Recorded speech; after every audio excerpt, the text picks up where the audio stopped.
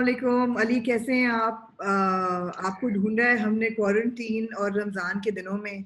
बड़ा मुश्किल वक्त है ये लोगों के लिए, पूरी कौम के लिए और पूरी दुनिया के लिए बिल्कुल। एक्चुअली। तो आपका एक तो क्वारंटीन कैसी गुजर रही थी और उसके बाद अब क्वारंटीन में रमजान कैसे गुजर रहा है? यार क्वारंटीन, जैसे मैंने उसमें लिखा था, एक, एक तहरीर थी, उसमें लिखा था कि सुकून के नाम से।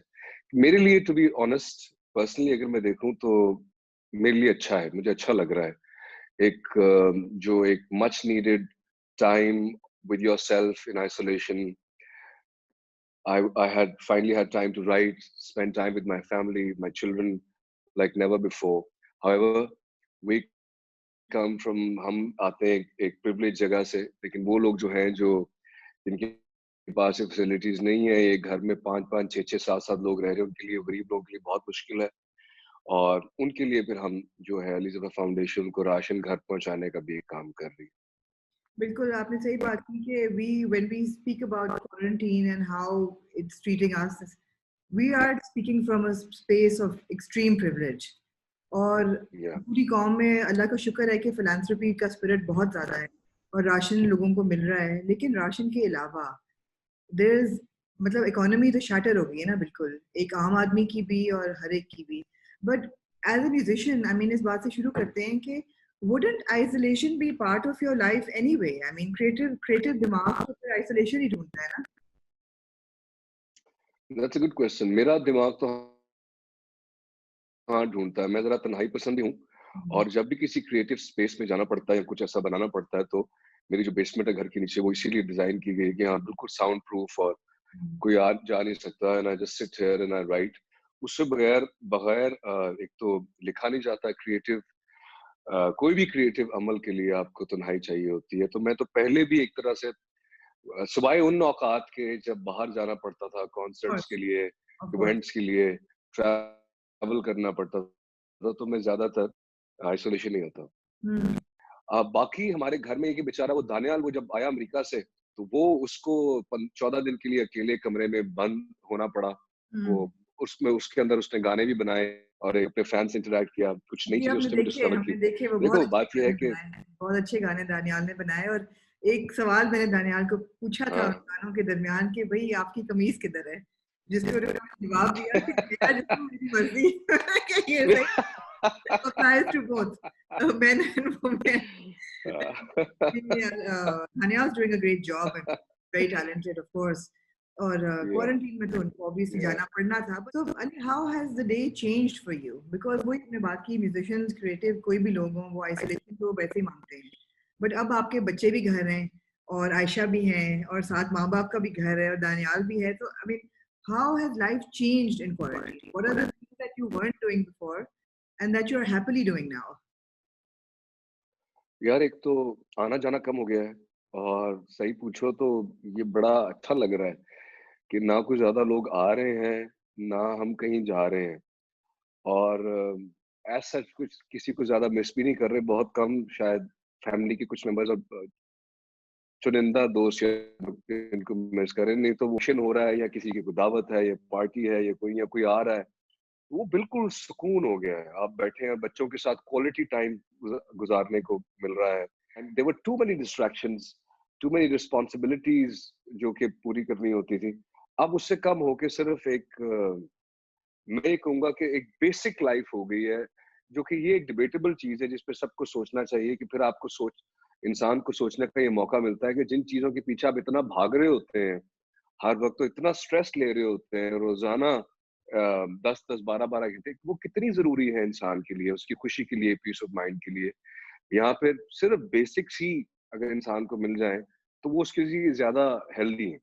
ऑफ कोर्स, लेकिन ये रियलाइज़ेशन बड़ी टेम्परेरी होती है। जैसे ही हम वापस आएँगे नॉर्मल लाइफ में, वो वापस भाग-दौड़ शुरू हो जाएगी।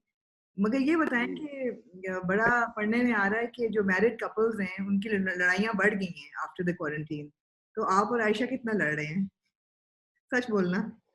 मैं बिल्कुल सच बोल रहा हूँ। मैं तो कल ही अपनी अम्मी से बात कर रहा था कि अल्लाह तेरा शुक्र है कि मेरी आयशा जैसी एक लड़की से शादी हुई है, जो हमारा बड़ा ही, जितना ज्यादा हम टाइम गुजारे, हमारा उल्टा है। इतना ज़्यादा प्यार बढ़ा क्योंकि हम मेरे ख्याल है मुझे आयशा से दोनों अलग की पूछना पर्सनैलिटीज़ ऐसी हैं कि हम बिल्कुल तो आप पूछ सकती हो अलग से। जितना ज़्यादा हमारी पर्सनैलिटीज़ एक तो हम क्लैश में बिलीव नहीं करते, we both understand each other, we both need our space and we give each other that space. और बड़ा एक अच्छा गाना कि it's totally chilled out sort of a hmm. Zone. अच्छा, कमिंग टू वर्क अली, अब ऑब्वियसली बहुत लोगों का काम का बहुत हर्ज हुआ है, स्पेशली जो लोग टूर कर रहे थे, म्यूजिशियंस, कॉन्सर्ट्स हो रहे थे, और बहुत बड़ा नुकसान हुआ है फिल्म मेकर्स का। जैसे कि आपको पता ही है पे 2 फिल्म्स रिलीज होनी थी एटलीस्ट, और उसके बाद भी शूटिंग रुक गई है, सारा काम रुक गया है। What do you feel about digital releases? बहुत लोग कह रहे हैं कि जी जिस तरह फॉर एग्जांपल टिच बटन और मौला जट 2 फिल्में बनी हैं जो छोटी ईद पे आनी थी, you released a film on a non-Eid date and it did very well. Thief and hmm, Trouble did very well. Hmm, So how would you see हुँ। अगर ये फिल्में अगर हम digitally release करें, is that a good idea or no? देखो यार मेरी जो फोरसाइट है, प्रेडिक्शन है वो ये है कि सिनेमा के तो अभी हालात ठीक नहीं होने वाले। इसकी वजह ये सबसे पहले हिट करता है होती है एंटरटेनमेंट इंडस्ट्री और लास्ट प्रायोरिटी में आती है। वैसे भी एंटरटेनमेंट पहले इंसान का सर्वाइवल होता है, फिर खाना पीना, फिर एंटरटेनमेंट इंसान की जिंदगी में आता है। दूसरा ये पहले ही ये नंबर्स हैं, फैक्ट्स हैं, मेरा ओपिनियन नहीं है कि जब से इंडियन फिल्में आनी बंद हुई तो हमारा सिनेमा का बिजनेस कट होके Hmm. 40% पे आ गया था। 60% लॉस में सिनेमा जाने शुरू हो गए थे। और लास्ट जो डिस्कशन थी वो यही कि वो लोग स्ट्रगल कर रहे थे कि हम किस तरह अपने स्क्रीन ऑन रखें, और स्क्रीन बंद होना शुरू हो Hmm. गई थी एक बार फिर से। थे ईदों पे और समर ब्लॉकबस्टर्स पे। Hmm. समर ब्लॉकबस्टर्स आपकी चली गई अगले साल, जो हॉलीवुड की हैं। बिल्कुल। हमारी जो बड़ी फिल्में हैं, जैसे कि आपने जिक्र किया, उन पे भी डिपेंड कर रहे थे। अब जाहिर है वो भी आगे चलेगी जब तक सिनेमाज नहीं खुलेंगे। Hmm. लेकिन बात ये है कि इंडस्ट्री तो खाली ईद रिलीजेस से या ईद के मौके पे या हॉलीवुड के समर ब्लॉकबस्टर से पूरा साल तो सिनेमाज नहीं चल सकते। नहीं। सिनेमाज को तो फ्यूल चाहिए होता है लोगों के जाने के लिए कि हर हफ्ते एक बड़ी फिल्म आ रही हो या हर दूसरे हफ्ते एक बड़ी फिल्म, जिससे लोगों का जाने का कल्चर डेवलप होता है। Hmm.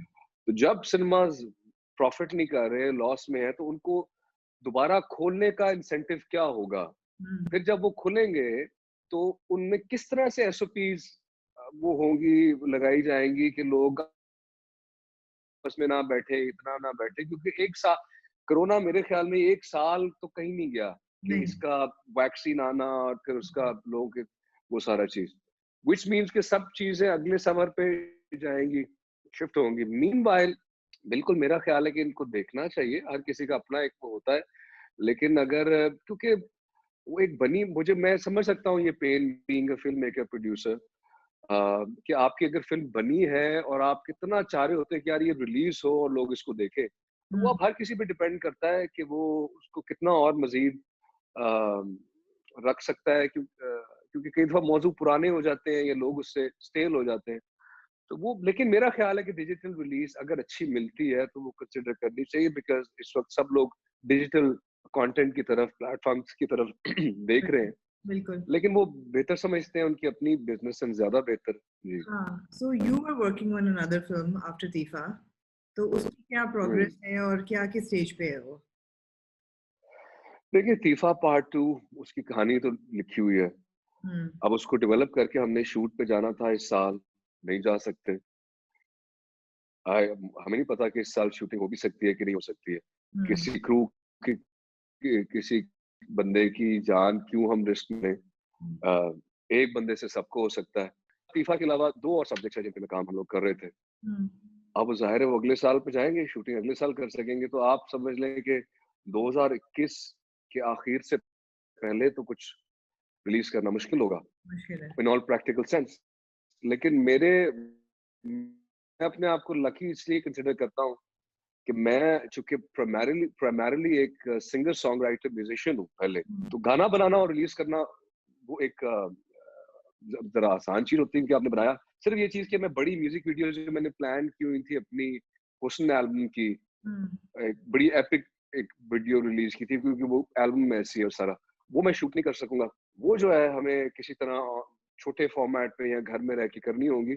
Hmm. But the content should keep coming. Right. This is good time for content to keep coming.